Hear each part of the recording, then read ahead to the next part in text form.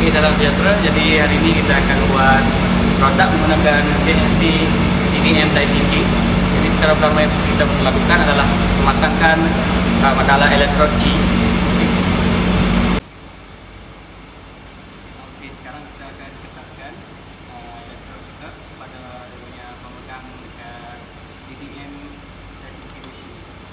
Jadi lepas ketatkan,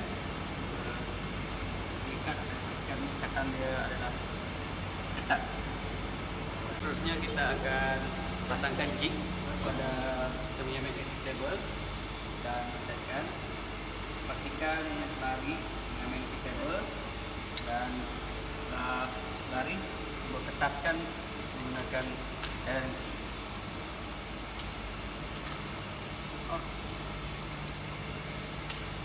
Okey, kemudian kita akan gunakan plate untuk lapis bahagian bawah sebelum kita ikat bahan kerja kita pada jig yang telah diketatkan pada magnetic table.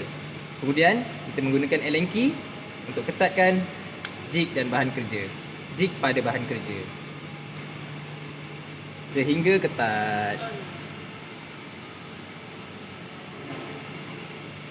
Okey, baiklah. Kemudian kita pergi kepada manual.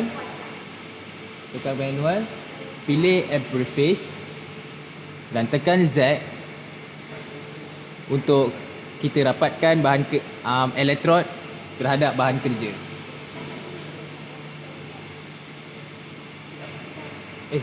Mana ni?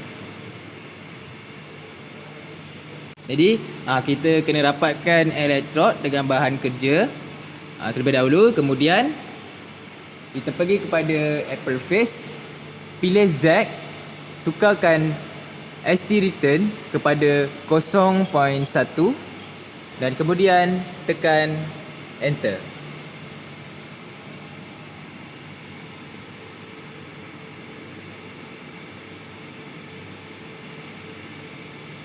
Setelah elektrod menyentuh bahan kerja, kita harus buka elektrod terlebih dahulu. Buka elektrod.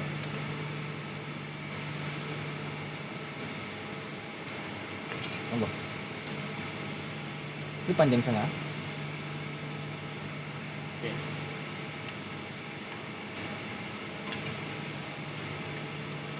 Dan pastikan elektrod jatuh dan bersentuh dengan bahan kerja.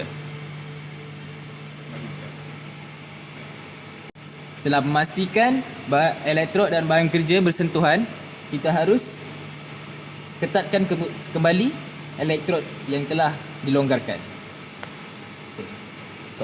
Setelah mengikat elektrod, kita harus naikkan kembali elektrod.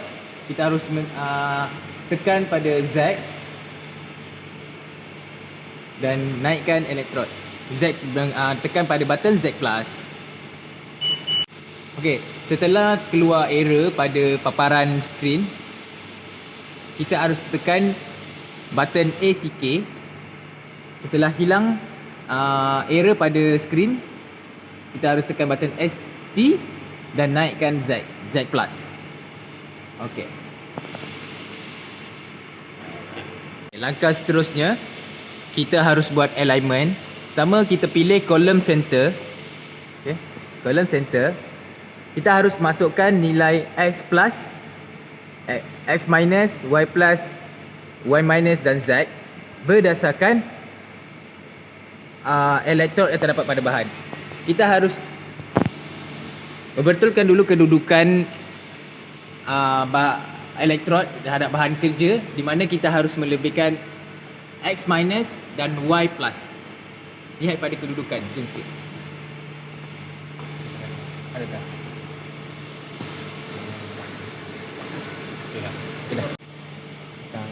Okey, kita akan menggunakan sisiku L untuk mengenal pasti jarak yang ditindaki pada setiap koordinat X, X minus, Y plus, Y minus dan Z.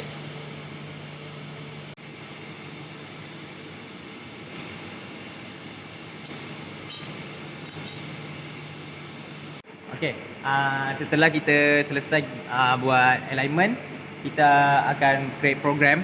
Pertama kita tekan edit, dekat edit dulu. So lepas tu kita akan pilih shape, standard shape yang pertama. Kemudian kita harus tetapkan kita punya spesifikasi untuk program kita. Setakat ni material, roughness boleh pilih. Kita harus pilih roughness 26, material copper. Okey, Lorentz pattern kita boleh pilih free, HS, Sting, Edge dan sebagainya. Okey.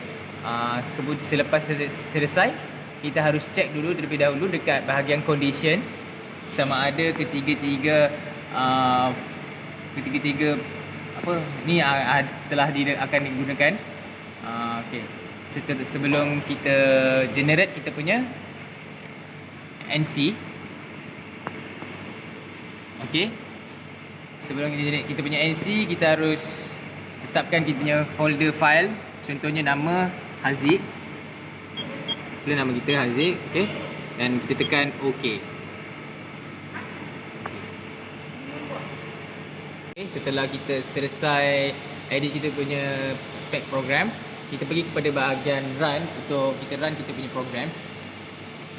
Pastikan kita punya file dan folder program adalah sama dengan apa yang telah kita tetapkan. Okay. Dan setelah siap, kita tekan button enter.